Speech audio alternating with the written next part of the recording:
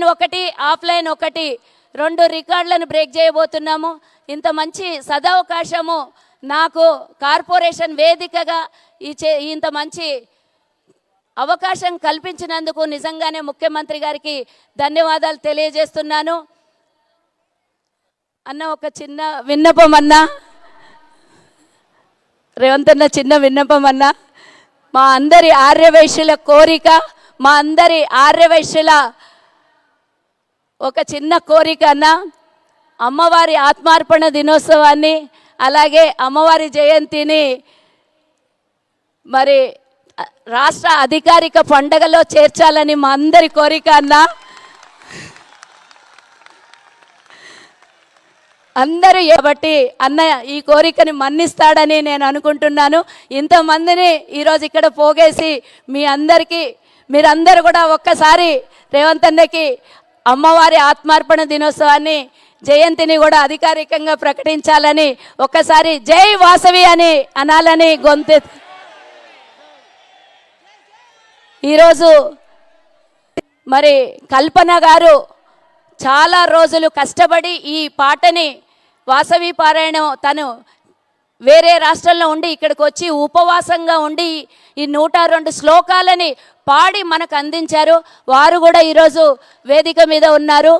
మరి ఇంత మంచి సుజాత గారు, మీరు చెప్పినటువంటి ఆ కోరికని తప్పకుండా మన గౌరవనీయ ముఖ్యమంత్రి వర్యులు తీర్చాలని మనస్ఫూర్తిగా కోరుకుంటూ ఉన్నాము. కార్యక్రమాన్ని ముఖ్యమంత్రి వర్యుల్ని మాట్లాడవలసిందిగా ప్రార్థిస్తున్నాము. సార్.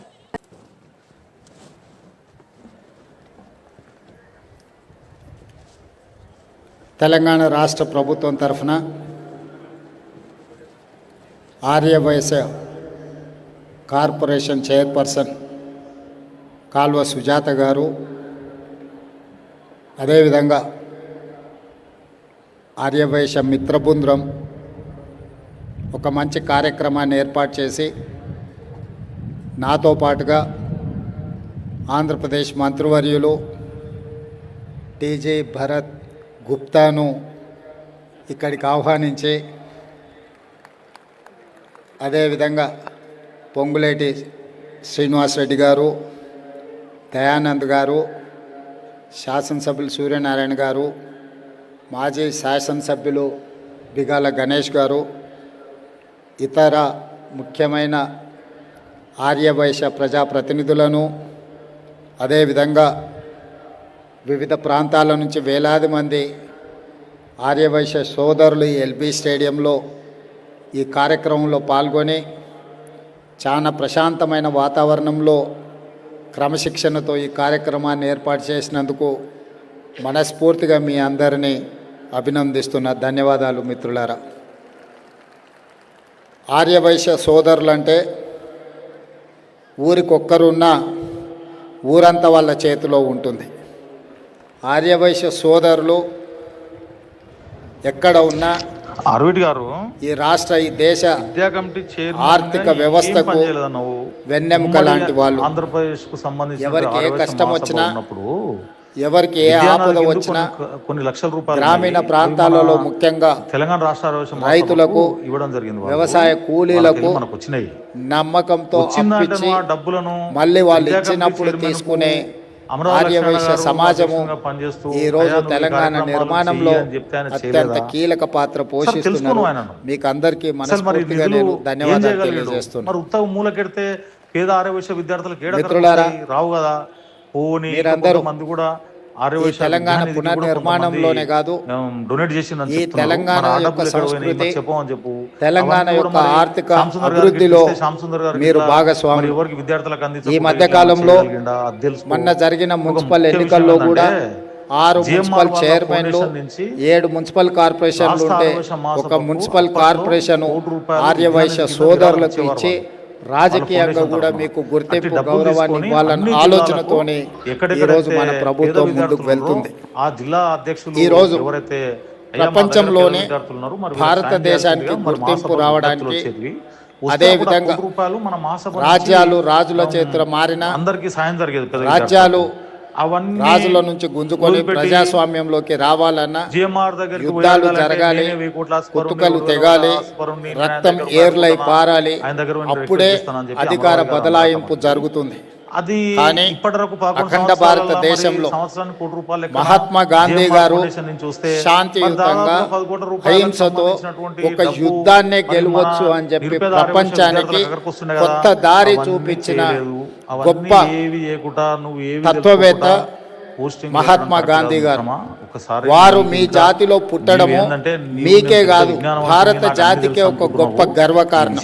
ఒక పోస్టింగ్ పెట్టేటప్పుడు ప్రపంచంలో ఏ దేశంలో అయినా అధికార మార్పిడి, అధికార బదలాయింపు హింస ద్వారానే జరిగింది.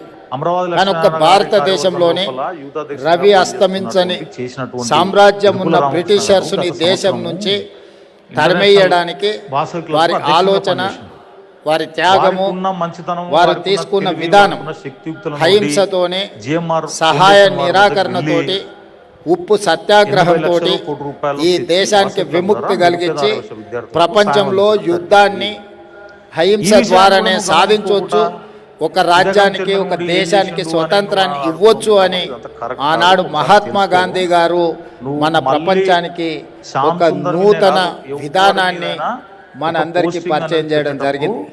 వారి వారసత్వంలో శాంతియుతంగా అహింసా మార్గంలో ఈ దేశ అభివృద్ధిలో కానీ, ఈ దేశ రాజకీయ వ్యవస్థలో మీరందరూ ఆనాటి నుంచి ఈనాటి వరకు అప్పుడప్పుడు మీకు అవకాశాలు వచ్చినా రాకపోయినా, మిగతా వాళ్ళలాగా అవకాశాలు రాకపోతే కూడా మీరు మౌనంగా అవసరమైనప్పుడు ఆ అంశాన్ని గుర్తు చేసే ప్రయత్నమే చేసిండ్రు తప్ప మీరు ఎక్కడ కూడా క్రమశిక్షణను ఉల్లంఘించిన సందర్భం లేదు. ఈ క్రమశిక్షణ ఈ రాష్ట్రం, ఈ దేశం యొక్క ఎదుగుదలకు, మీ గుర్తింపు, గౌరవానికి కారణమైంది. మహాత్మా గాంధీ గారే కాదు, పెద్దలు రోసయ్య గారు నాకు అభిమానం, నాకు ఇష్టమైన నాయకుడు. రోసయ్య గారు శాసనసభలో ఉన్నప్పుడు వారితో వాదించడం కానీ, వారు ముఖ్యమంత్రిగా ఉన్నప్పుడు ప్రశ్నించడం కానీ ఒక గౌరవంగా మేము భావించేది. రోసయ్య గారు కూడా నన్ను అదే విధంగా వయసులో చాలా చిన్నవాడినైనా కూడా నన్ను వారు వ్యక్తిగతంగా పిలిచి సూచనలు చేసేవారు. అందుకే రోసయ్య గారిని చనిపోయిన తర్వాత తెలంగాణ రాష్ట్ర ప్రభుత్వం తరఫున అధికారికంగా వారి వర్ధంతి జయంతులను నిర్వహించడానికి తెలంగాణ రాష్ట్ర ప్రభుత్వం నిర్ణయం తీసుకోవడమే కాకుండా లక్కడికప్పుల చౌరస్తాలో అత్యంత కీలకమైన జంక్షన్లో మనం రోసయ్య గారి విగ్రహావిష్కరణ కూడా చేసుకొని తెలంగాణ ప్రజలకు రోసయ్య గారి స్ఫూర్తిని ఈరోజు మనము కొనసాగిస్తున్నాం. వారే కాకుండా టీజీ వెంకటేష్ గారు రాయలసీమలో వారు ఒక్కరే నాలాంటి మనస్తత్వం ఉన్నవాళ్ళు. ఆయన ఎవరినైనా ఎదిరించి నిలబడ్డ కర్నూలు జిల్లాలో, రాయలసీమ జిల్లాలలో ఇతరుల ఆధిపత్యాన్ని టీజీ వెంకటేష్ గారు ధీటుగా నిలబడి రాజకీయాలలో రాణించి పోటీపడి గెలిచి ఈరోజు టీజీ భరత్ కూడా ఆంధ్రప్రదేశ్లో ఈరోజు మంత్రిగా రాణిస్తున్నారు, గుర్తింపు పొందినరు. అందుకే మిత్రులారా, ఈరోజు ఆర్యవైశ్య సామాజిక వర్గానికి తెలంగాణ రాష్ట్ర ప్రభుత్వంలో సముచితమైన స్థానం ఉంటుంది, గౌరవం ఉంటుంది. ఈరోజు మీ అందరి అభ్యున్నతి కోసం మన ప్రభుత్వం తీసుకోవాల్సిన అన్ని చర్యలను, కార్యక్రమాలని తప్పకుండా తీసుకుంటుంది. ముందుకు తీసుకెళ్ళడానికి మన ప్రభుత్వం సంపూర్ణంగా ప్రయత్నం చేస్తుంది. అదేవిధంగా కాల్వ సుజాత గారు కొన్ని ప్రతిపాదనలు, కొన్ని అధికారిక కార్యక్రమాల గురించి చేయాలి అని చెప్పి వారు విజ్ఞప్తి చేసిండ్రు. తప్పకుండా నేను చీఫ్ సెక్రటరీ గారితో రేపు ఎల్లుండి మాట్లాడి ఈ శాసనసభ సమావేశాలు ముగిసే లోపే అధికారికంగా ప్రభుత్వం తీసుకోవాల్సిన చర్యలను తప్పకుండా తీసుకోవడం జరుగుతుంది. మీ ఆలోచనలే ఈ ప్రభుత్వం యొక్క విధానం. ఈ ప్రభుత్వంలో మీ గుర్తింపు, మీ గౌరవానికి, మీ అవకాశాలకు ఎలాంటి భంగం కలగకుండా చూసే బాధ్యత మా ప్రభుత్వం తీసుకుంటుంది. ఇంత మంచి కార్యక్రమం ఈరోజు మీరు ఏర్పాటు చేసి ఈ కార్యక్రమానికి నన్ను ఆహ్వానించి మీలో ఒకడిగా మీరందరూ అభిమానించినందుకు మీ అందరికీ మనస్ఫూర్తిగా మరొకసారి కృతజ్ఞతలు, ధన్యవాదాలు తెలియజేస్తూ మీ అందరి దగ్గర సెలవు తీసుకుంటున్నా. మా సుజాత గారు చెప్తున్నారు ఇది గిన్నెస్ బుక్ రికార్డ్స్ అని.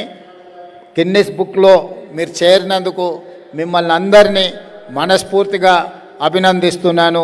మీ అందరికీ అండగా తెలంగాణ రాష్ట్ర ప్రభుత్వం నిలబడుతుందని తెలియజేస్తూ మీ అందరి దగ్గర సెలవు తీసుకుంటున్నాను. ధన్యవాదాలు మిత్రులారా.